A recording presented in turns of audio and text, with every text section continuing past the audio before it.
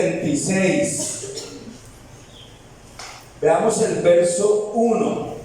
Después que hubo hambre en la tierra, además de la primera hambre que hubo en los días de Abraham, y se fue Isaac a Abimelech, rey de los filisteos, en Gerar. ¿Listo? Entonces aquí está hablando de una segunda hambre. No está hablando del hambre que hubo en la época de José, de José, efectivamente, sino el hambre que hubo en la época de Abraham. Aquí se vuelve a repetir nuevamente dos situaciones de hambre.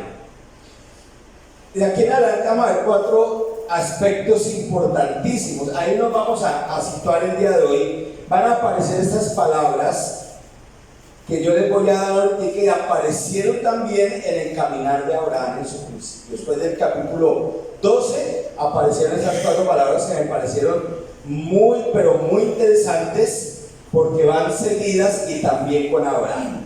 Aquí aparece la palabra hambre, la palabra Egipto, la palabra prohibición, no como tal, pero sí es una prohibición, y la palabra promesa. Esa va a ser la enseñanza del día de hoy, y esa debe ser suficiente para salir hoy diferente a cómo entramos.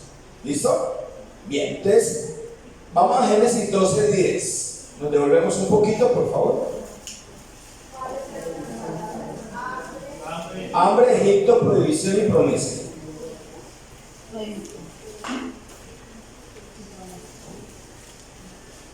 Génesis 12:10.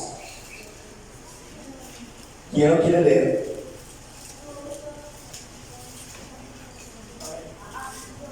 Bien. Hubo entonces hambre en la tierra y descendió Abraham a Egipto para morar allá, porque era grande el hambre en la tierra. Grande el hambre en la tierra. Bien, entonces me estoy retrocediendo al hambre que habla aquí en el verso 1 del capítulo 26. Dice que después hubo hambre en la tierra, además de la primera hambre. Entonces pueden poner ahí adelantico en su propia Biblia, Génesis 12:10, para saber de qué hambre habla. Ahora, hambre ha habido siempre. Hoy más. El hambre que ha habido en la humanidad no siempre lo tenemos que involucrar con pobreza y riqueza. Yo diría más bien que en su gran mayoría de veces se tiene que involucrar con necedad, con terquedad. Porque Dios promete que quien trabaja honradamente, Él lo va a bendecir. ¿Sí? ¿Amén o no? Listo, entonces ahí vamos ya caminando por ese lado. Y ahora vamos a verlo del 26 del 1 al 5. Entonces vamos al verso 2. Y se le apareció Jehová y le dijo: no desciendas, ¿a dónde? Bien, ese no desciendas, ¿qué palabra es? Esto ya apareció, ¿sí les dije? Bien, y apareció la palabra, ¿qué significa? Mundo, muy bien. Habita en la tierra que yo te diré. Habita como forastero en esta tierra y estaré contigo. ¿Cómo? Promesa. Ya aparece la cuarta palabra. Listo. Entonces, vamos en el 3. Te bendeciré, estaré contigo y te bendeciré. ¿Y quién lo dice? ¿Cómo nos cuesta a veces creer, no es cierto? Bien. Dice, porque a ti y a tu... Imagínate un Dios, el Dios que creó los cielos y la tierra, diciéndole a alguien: a ti te voy a bendecir, yo te voy a dar por herencia a las naciones. Si uno le dice a un ser humano: oye, yo te voy a bendecir, ¿qué dice el otro ser humano? Amén, pero hasta ahí. ¿Y usted a dónde me va a bendecir? ¿Usted cómo va a corregir el problema que yo tengo? ¿Usted cómo me va a dar alegría si es que mi aflicción es muy grande? ¿Usted cómo me va a quitar los dolores que yo tengo si es que usted no es médico? Y menos tiene una droguería, pa. Todas esas cosas. Entonces, pero si Dios le dice a un ser humano: te voy a bendecir, esas son palabras mayores. Y eso es lo que vamos a desarrollar. Habita, dice en el cuarto. Ah, bueno, y dice, y confirmaré el juramento que hice a Abraham, tu padre. ¿A Abraham Dios le cumplió? ¿No es cierto que sí? Dice, ahora, como usted es su hijo, y la bendición yo la di a él, y le dije que todos sus hijos iban a ser bendecidos, en especial usted, Señor, ¿qué? ¿Don qué? Don Isaac. Entonces ahora coge al pelado ya grandecito, y le dice, para usted también es la bendición. Lo único que usted tiene que hacer es retroceder un poquito, acordarse de cómo le fue a su papá y creer que con usted también lo voy a hacer. Multiplicaré tu descendencia como las estrellas del cielo, carajo. Si nadie ha llegado a contarlas. Uno de los más atrevidos fue Galileo Galilei, que llegó a contar, según él, 5.000 estrellas. Se la pasó un buen tiempo contando estrellas. Yo no sé cómo hizo en esa época. Bueno, si ya se había creado un telescopio de cierta capacidad, pero Galileo Galilei contando estrellas, no sé cómo hizo, porque las estrellas no son material, son gases. En especial el helio, el oxígeno, y se mezclan y ellas desaparecen, se extinguen por sí solas. Entonces, mientras él contaba 4.999, ya le habían ido 20 o le habían salido 40 más. Pero más o menos dice la historia que él llegó a contar 5.000 estrellas. Bueno, 5.000 se quedó bien pequeño, porque son miles de miles de mil. Nada más se habla de 3.000 millones de galaxias, más grandes que la Copperworld o la Vía Láctea, que es la de nosotros. Y la de nosotros ni siquiera se puede observar en su totalidad, y jamás, y hay más de 3.000 millones de ellas, según los científicos. ¿Y el Señor qué le está diciendo acá? Como las estrellas. O sea, ¿qué quiere decir? ¿Cuántas? ¿Estaba hablando de número? No. ¿Quién me dice ese? Yo doy un bombón. ¿De qué estaba hablando? ¿Pero de qué? Listo. En este pequeño recinto tal vez haya unas 2 o 3 o 4 personas que no han recibido a Cristo. En el momento que alguna de ellas, como decía la canción, he decidido seguir a Cristo. Si una de ellas toma hoy la decisión, o esta semana, se añade a esa cantidad de estrellas. O sea que no termina, dice el libro de Romanos, hasta que entre el último de los gentiles. A eso se refería, no está hablando del número, porque pues tendría que habitarse en miles de planetas y ahí sí habrían hartos marcianos. ¿Listo? Pero habla de que cada día se da la posibilidad que en un recinto de estos, por todo el mundo, entre una persona que esté ya demasiadamente agobiada, cansada del mundo, que haya buscado por todos los medios de tratar de ser feliz, y por fin llega a un lugar y el Espíritu de Dios le diga: mira, tú me estás buscando, aquí estoy. Y le convenza, como dice el libro de Juan, de pecado, de justicia y de juicio. Y entonces, como algún día nosotros caímos de rodillas. ¿Y qué fue lo que cayó de rodillas ese día? Nuestra soberbia. Porque al final fue eso, que nos sentíamos la última avícola del desierto, ¿sí o no? Y ese día caímos y dijimos: Señor, esto es lo que yo soy. Ese día nos añadimos a esta cantidad. ¿Amén? ¿Lo entendimos bien? Entonces, bombón no, pues salía para todos. Ahorita compro un paquete. Entonces, aquí hablamos de que cuando dice: multiplicaré tu descendencia como las estrellas del cielo, y daré a tu descendencia todas estas tierras. ¿Qué significa? Que en el Polo Norte tan siquiera hay un cristiano. Que en la Patagonia, el pastor chileno que vino acá, estábamos echando un chiste ahí, y le dije: pastor, ¿usted sabe cómo hacen aquí las mujeres cuando están aburridas con sus esposos, ¿a dónde los mandan? Yo no, para Chile. Yo, ¿cómo así? Sí, porque les dicen cuando están muy bravas, vayan para la Patagonia y no vuelvan más. ¿Dónde queda la Patagonia? Para los que no sabían, los que sabían se rieron, los que no sabían, miren el mapa. ¿Dice ustedes? ¿En la Patagonia hay cristianos? Pues el Señor lo está diciendo acá. Cada lugarcito de la tierra hay tan siquiera uno que el Señor ha llamado. Porque Dios no va a dejar una porción de tierra sin que tengan la posibilidad de que alguien les predique las buenas nuevas del Evangelio. Así es sencillo.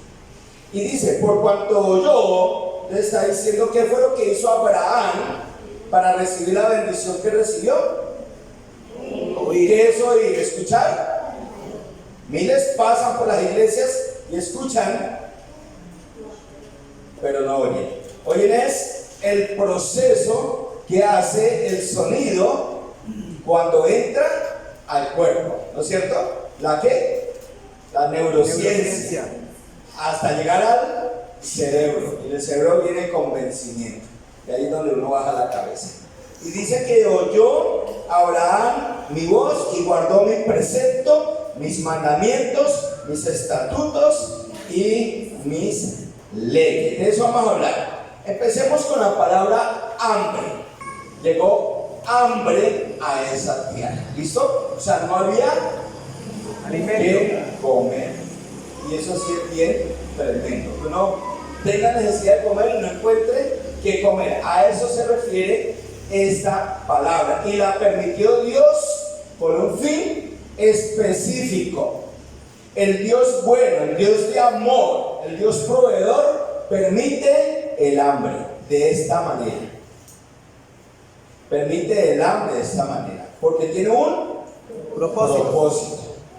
Mucha gente no lo entiende. Muchos cristianos incluso, que ya deberían entender que cuando hay una situación que apremia de esa manera, deberían saber, lo primero que el Señor quiere es: ven de rodillas.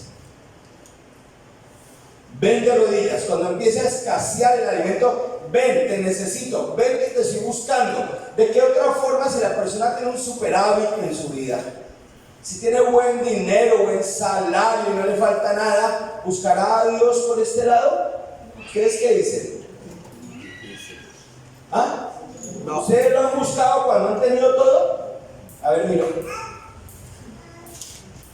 Uno busca es más. Uno como que busca más. Súbelo, gracias.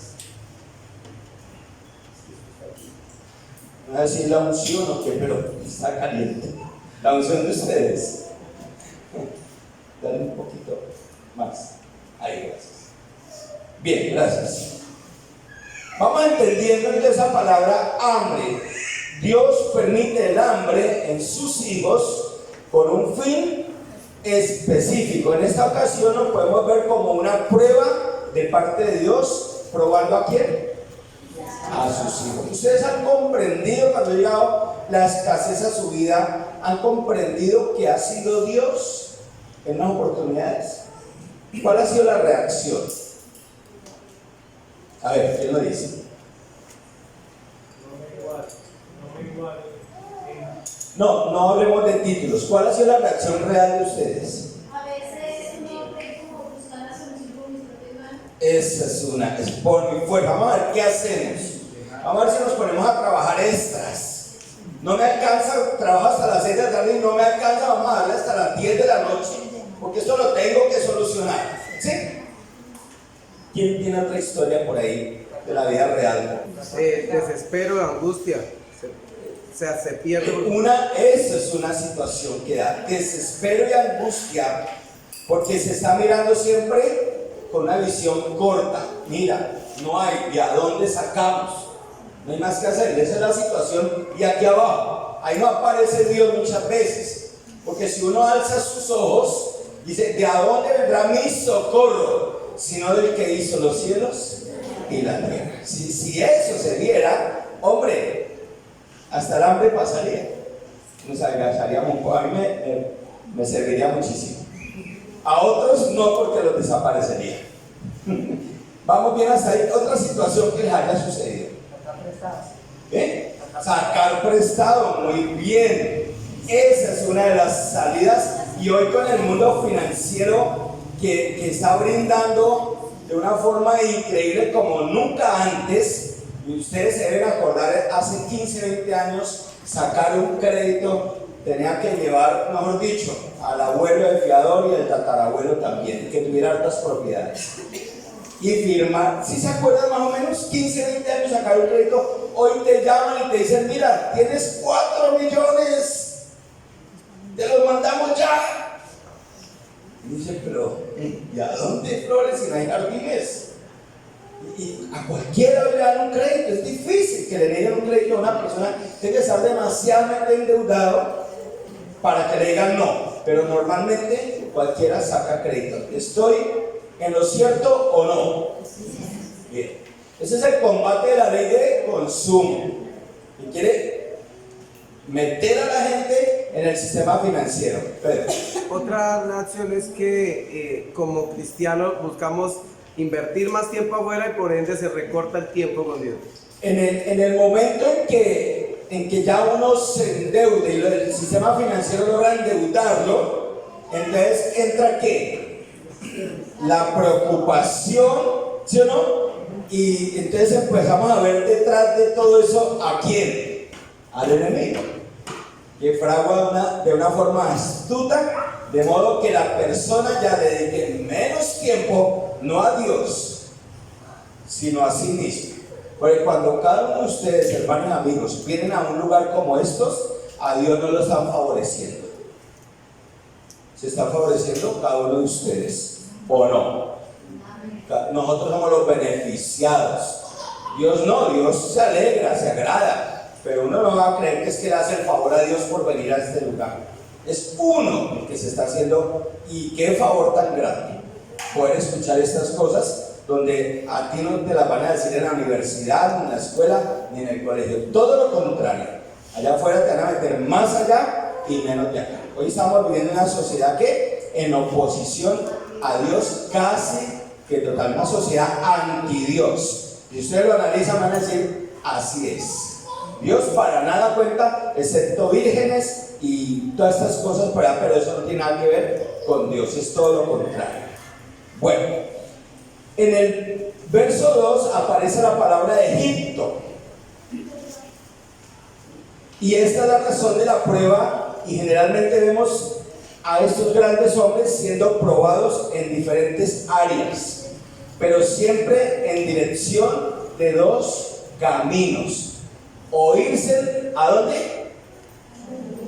A Egipto, o quedarse firmes en Cristo.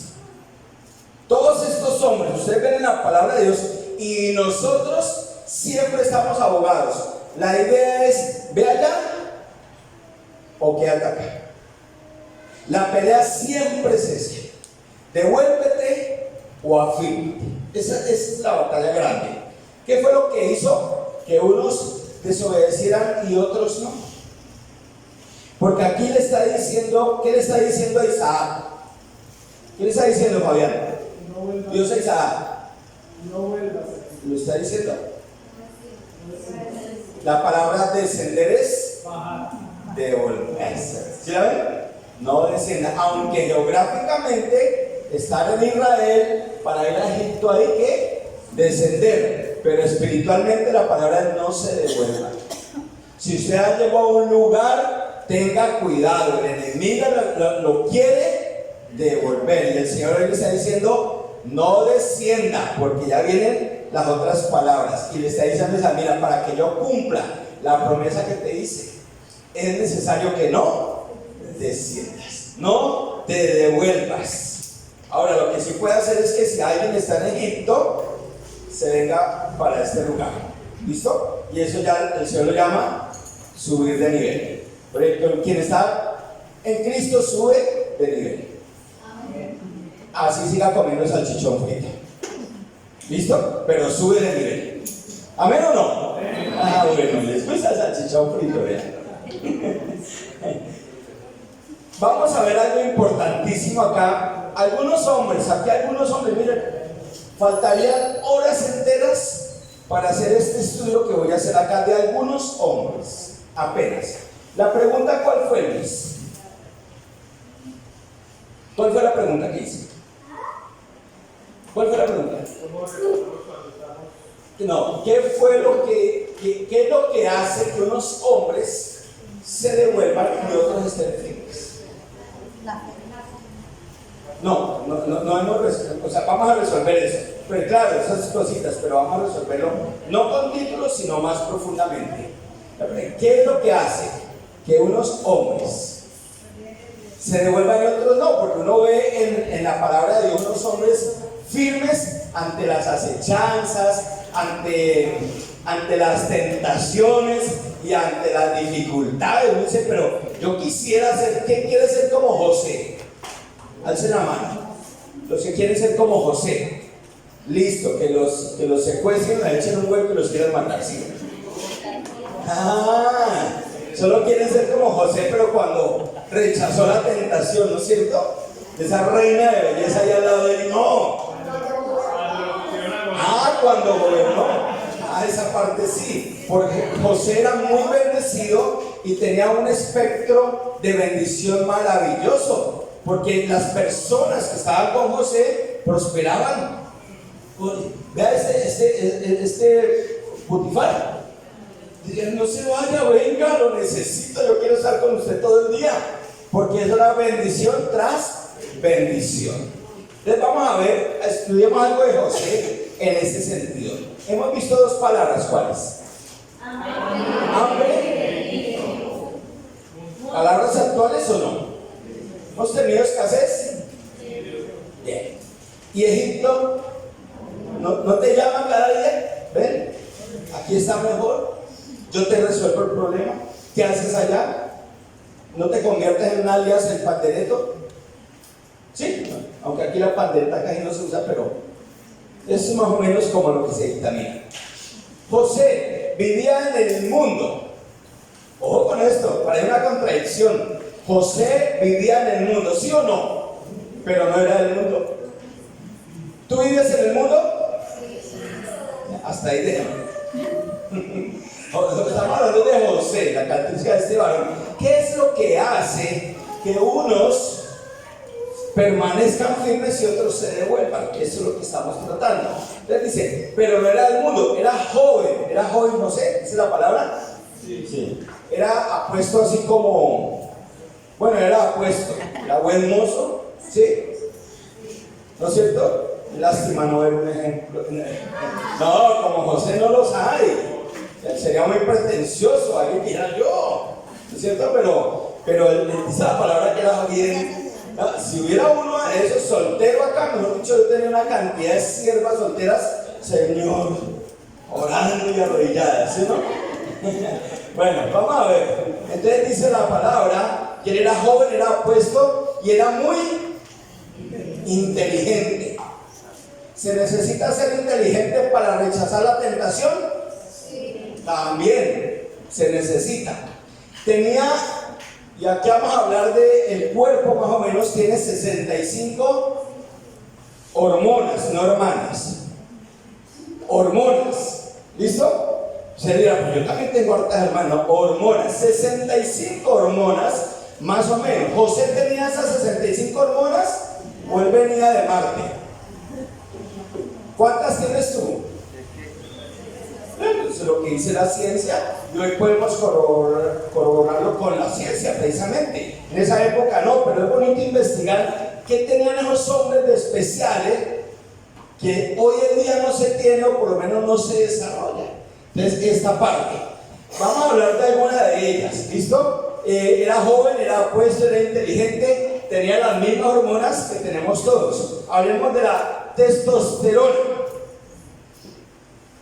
Pastor, pues no aparece en la Biblia. Sí aparece, y ahorita lo voy a mostrar. Sí aparece, tal vez no con ese nombre. ¿Qué es lo que hace la testosterona? Estimula los órganos sexuales masculinos. ¿Ya están relacionando a José con esta testosterona? ¿Sí o no? ¿Sí? Sí. ¿José la tenía?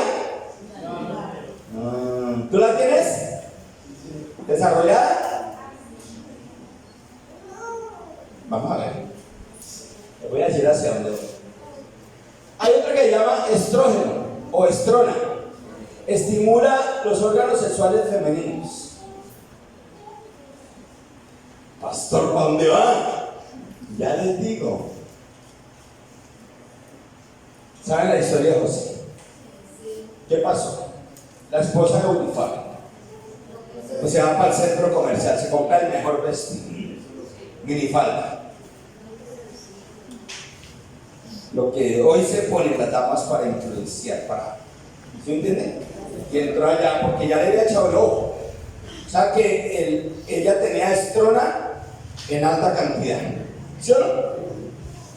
Ya había fraguado todo.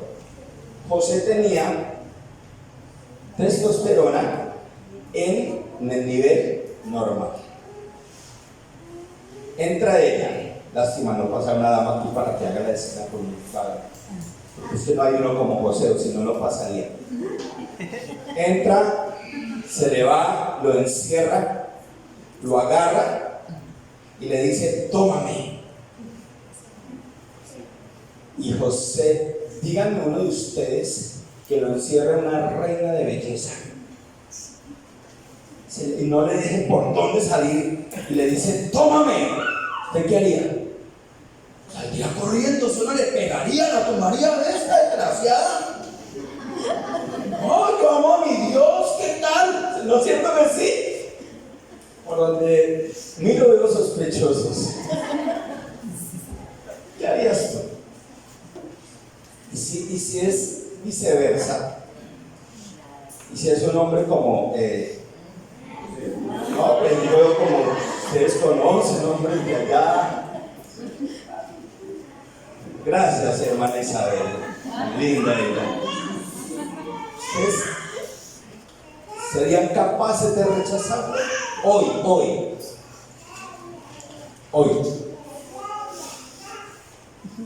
La palabra los está confrontando. ¿Sí o no? Pero uno podría decir: claro, no, yo estoy firme, pero está a un paso de poner la discreción. Esos son los químicos que nosotros tenemos que reaccionan ante estímulos. Los ojos, los oídos y las palabras, la boca, hacen que esas segregaciones empiecen a trabajar en el cuerpo. Y quien creyera, y aquí lo hemos estudiado muchas veces, pero hoy va a ser más profundo, la parte espiritual tiene una incidencia directa sobre esa parte química. Lo vamos a ver. Dejemos ahí. Entonces decimos que Daniel tenía, José tenía ¿qué? Testosterona, ¿qué? Usted también tiene, hermano, pero equilibrada. ¿Sujeta a quién? A Dios. Esa es la gran diferencia. Y la esposa de Potifar, sujeta a Egipto. Vio el pelado y le gustó y dijo: ese va a ser mío. Por el poder que tenía, por la belleza que tenía, dijo: con esto es suficiente para doblegarlo. Bueno, Egipto quiere doblegarte con dinero y con belleza, con vanidad. ¿Estamos o no estamos? Así es. Mira, vamos a estudiar a Daniel. Vamos a estudiar una de esas sustancias químicas que se llama serotonina. No una tonina de las que salen en el huerja, sino serotonina, o sea, ninguna tonina. No, serotonina. Estimula, otra vez meterse uno con Cristian, pero ¿quién lo manda? Estimula el apetito. La serotonina estimula el apetito, pero cuando el jefe de los eunucos le ofreció en Daniel 1:8-9, ¿qué pasó? Vean, Daniel 1:8-9. Lee, fuerte.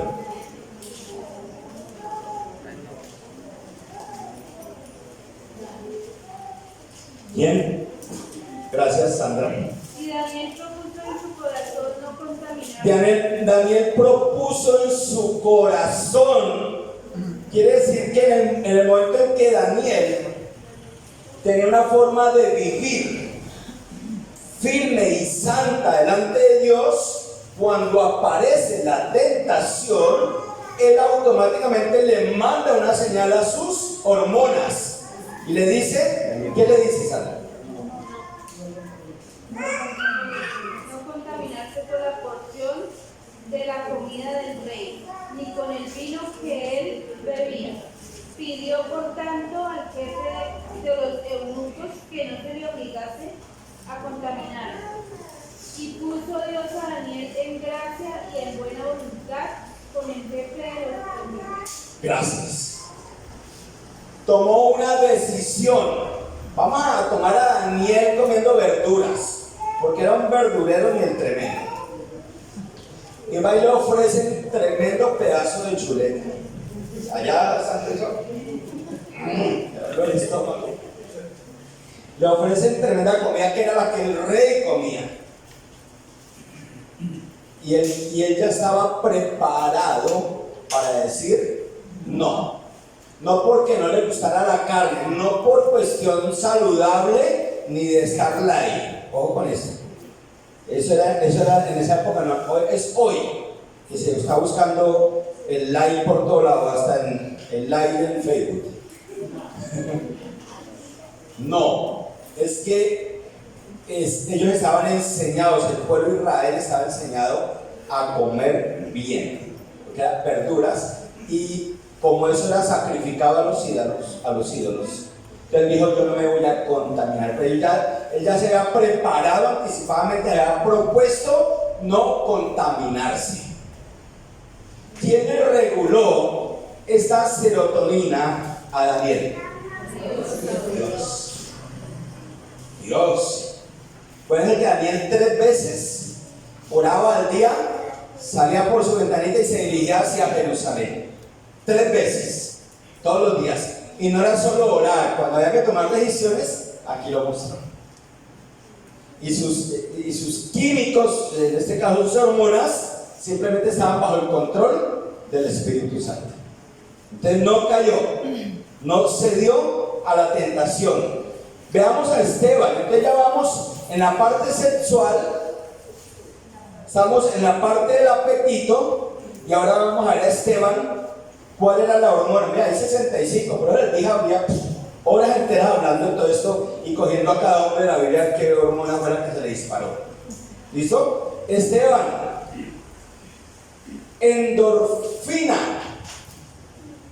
se llama la hormona, tuvo un incremento de una hormona llamada endorfina que es capaz de disminuir el dolor físico y emocional. Y acuérdense que Esteban estaba siendo apedreado. Y en medio de estar siendo apedreado, suelta unas palabras que, mejor dicho, parecen como de película. Perdónalos porque no saben lo que hacen. Eso es como de película. Hoy me hacen y le hago. Me ofendo y lo defendo. ¿Sí o no?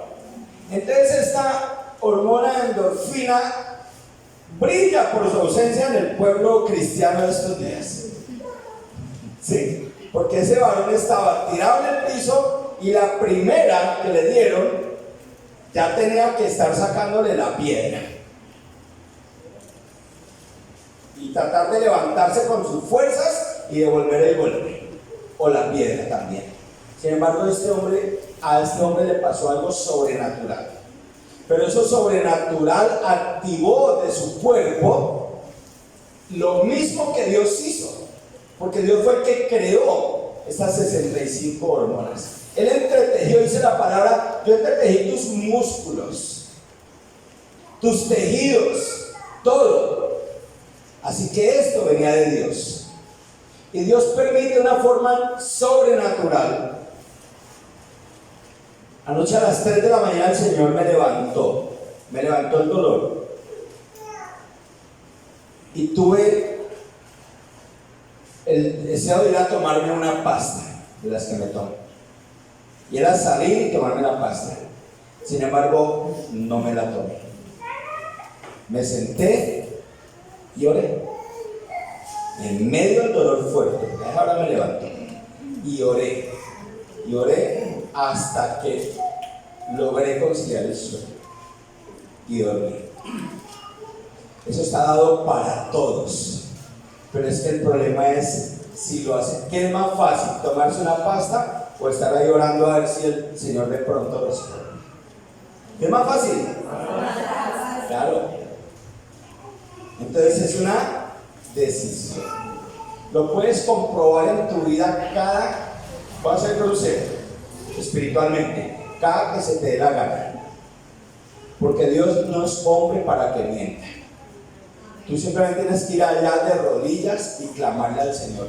No necesariamente clamarle, quítame el dolor.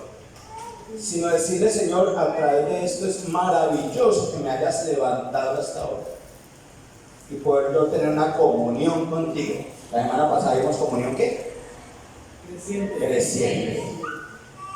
Dios es el que a veces nos aprieta de alguna forma y permite estas circunstancias para eso. Y comprobarlo y verlo en su vida es maravilloso, porque se glorifica al Señor en la vida de alguien que le quita el dolor, así sea por un instante o por unas horas, porque nada garantiza en ese sentido que Dios te va a sanar completamente. Solo nos desafía cada día a la fe. Nos desafía cada día a la fe. Pero el pueblo cristiano de hoy en día es muy incrédulo, demasiadamente incrédulo. Dios es el mismo ayer, hoy y siempre. El mismo que obró en José para que no cayera en tentación y no ser avergonzado. El mismo que obró en Daniel precisamente para rechazar lo que el mundo le estaba ofreciendo. Es el mismo que obró en Esteban en sus últimos minutos de vida. Exactamente el mismo. Para que ese hombre de una forma maravillosa, sobrenatural, su dolor se disminuyera. Y si lo vemos a través de un proceso químico que ¿quién maneja? ¿Lo creen o no? El problema es ese. Otro problema es que lo crean acá y cuando salgan ya les olviden. Porque ustedes van a ser confrontados, van a ser desafiados, si no es que ya están siendo desafiados a la fe. Todo desafío, toda adversidad que viene de Dios es para llevarnos más adelante, no para que retroceda. Otro retrocede. Pero cuando tú estás siendo confrontado con dificultades, Dios está diciendo, mira, ¿es para qué? Por eso la advertencia a Isaac, no retrocedes. A Isaac no le va a tener tan chévere. Esta promesa, me va a decir, tranquilo mijo, que yo le extiendo el tapete rojo y le corro todos los peligros. No, vas a sufrir tentaciones. Seguramente la otra semana vamos a ver cómo este hombre terminó repitiendo el pecado. Isaac terminó repitiendo el pecado de su papá y quiso vender a su mujer también. Así como Abraham quiso venderla por miedo, porque ella era muy hermosa, Isaac cayó en el mismo pecado. Y eso ya nos compete de pronto para la otra semana. Entonces, con Esteban fue la ¿qué? Endorfina. No, la endorfina. ¿Qué le pasó a Adán y a Eva? La más conocida de todas, la adrenalina.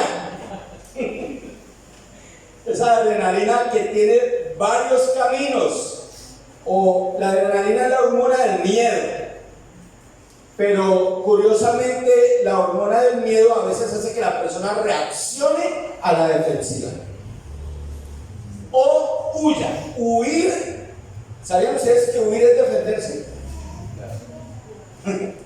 Huir es defenderse, esconderse es defenderse, y ahí actúa la adrenalina, o también llamada cortisol. Producen el miedo, que fue precisamente lo que le pasó cuando Dios les preguntó, ¿dónde estabas tú? ¿Se acuerdan a quién más se lo preguntó? A Caín. ¿Dónde estabas tú? ¿Dónde está tu hermano? ¿Qué pregunté? ¿A mí qué me pregunta? Le dijo Caín a Dios. ¿Acaso soy yo el vigilante de mi hermano? Ese detrás de eso llevaba pecado. Detrás de la respuesta de Adán y Eva llevaba pecado. ¿La quieres ver ahí? Capítulo 3 de Génesis. Mira la respuesta. No la saqué, pero sé que está ahí. 9. Mas Jehová Dios llamó al hombre y le dijo: ¿dónde estás tú? ¿Será que Dios no sabía? ¿Entonces qué dice? Pues por obvias razones sí. ¿Y qué respondió Adán? Oí tu voz en el huerto y se me subió la adrenalina. Sí, ahí pueden poner la palabra adrenalina. Esa palabra miedo es adrenalina. Y se me subió la adrenalina. Porque dice que tuve, porque estaba desnudo y me escondí. Para nosotros, cuando nosotros nos queremos esconder de algo, posiblemente nos estemos escondiendo del pecado y la vergüenza que tengamos dentro. Se dan muchas posibilidades de que sea eso lo que se activa. Uno había escuchado que la adrenalina siempre es cuando uno se enfurece y le da el puño al otro. Ustedes sabían que Pablo en una oportunidad sufrió adrenalina alta y le dio duro a otro porque dijo, cuando él le pasó, después le dijo a Timoteo: mira, no hagas lo que yo hice. Timoteo le preguntó: ¿qué? Dijo: no impongas las manos tan rápidamente. Eso puede ser fuerte también, ¿listo? Adrenalina. Bien. Dice ahí, ¿qué más? ¿Quién te enseñó que estabas desnudo? Y pues, ¿has comido del árbol que yo te mandé no comieses? Ese es muchas veces el miedo de nosotros a confrontar algo, o el miedo a que nos confronten con algo. Hay algo ahí detrás, y el miedo lo que hace es sacar una barrera, escondernos detrás de algo para decir: yo estoy bien, no pasa nada. Cuando decimos: no, yo en la casa oro, yo en la casa estoy bien, eso es una barrera. Algo está pasando ahí detrás, y eso es, cada uno de nosotros debería examinarlo, como la palabra nos ha enseñado muchas veces. Dios da la armadura para protegerte mientras luchas, no para proteger en la retirada.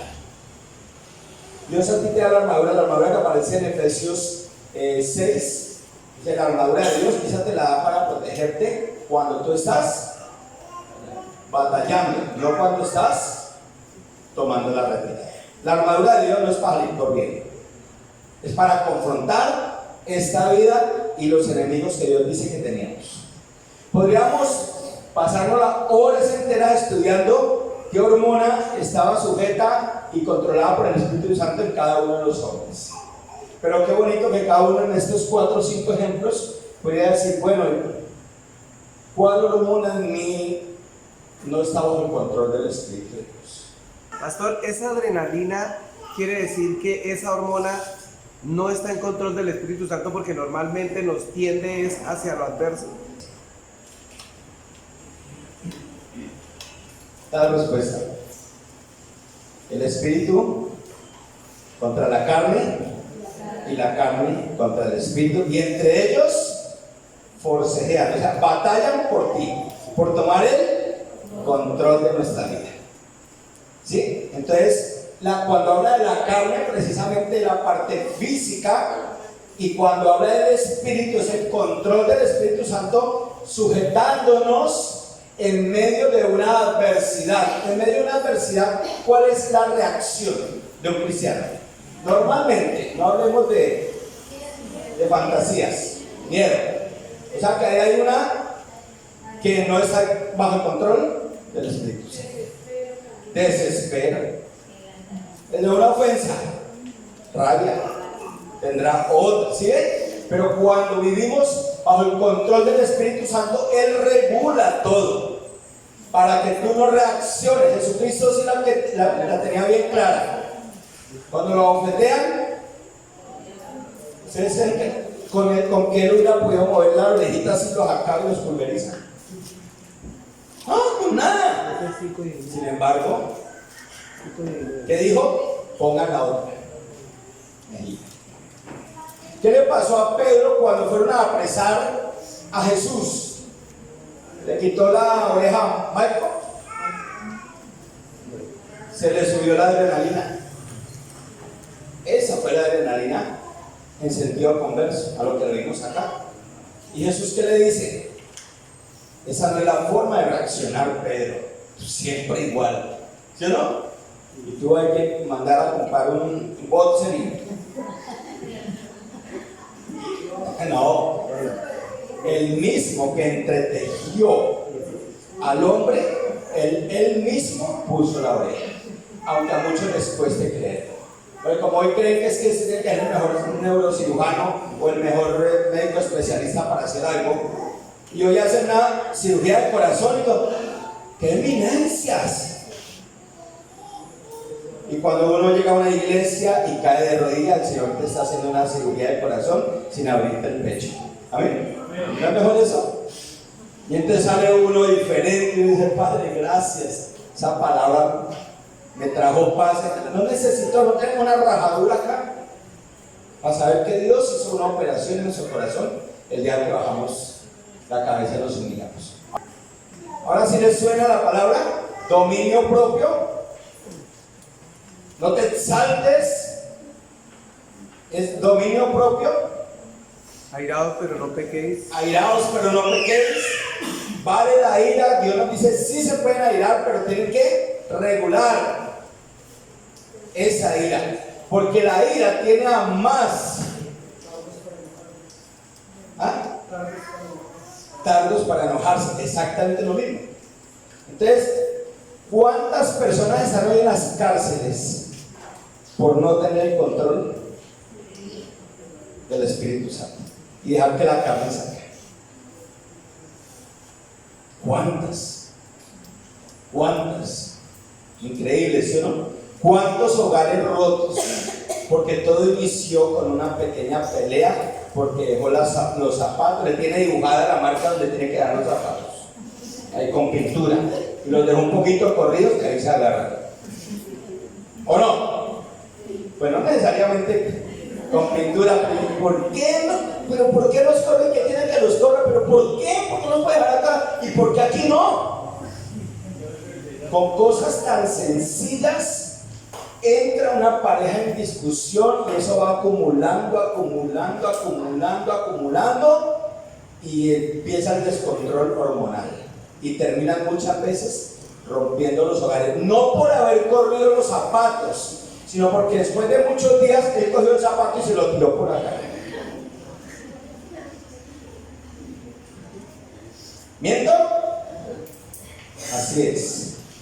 Entonces, no se tiene control porque el Espíritu Santo lo que viene a hacer es a poner el reino de los cielos en práctica en la vida de un ser humano. Acá no son cuentos, no son títulos y no es religión. Ay, tan bonito que dice ahí. No, es que es real. Es que cuando el Espíritu de Dios entra en ti y te muestran en una versión nueva de 5 años después, normalmente la persona se ve diferente. Las primeras personas que lo notan son los esposos, las esposas, los hijos, las personas que viven con ese dama o con ese varón. Dicen, ha cambiado. No las adjudiquen el cambio a la persona, el control. El Espíritu Santo dice la palabra que Él santifica a los hijos de Dios. Él produce eso. O sea, que Él controla todo eso, tiene un control total. Amén. Gracias a la aclaración, pastor, porque me queda también más entendible ver que cualquiera de esas hormonas puede reaccionar favorable o desfavorable.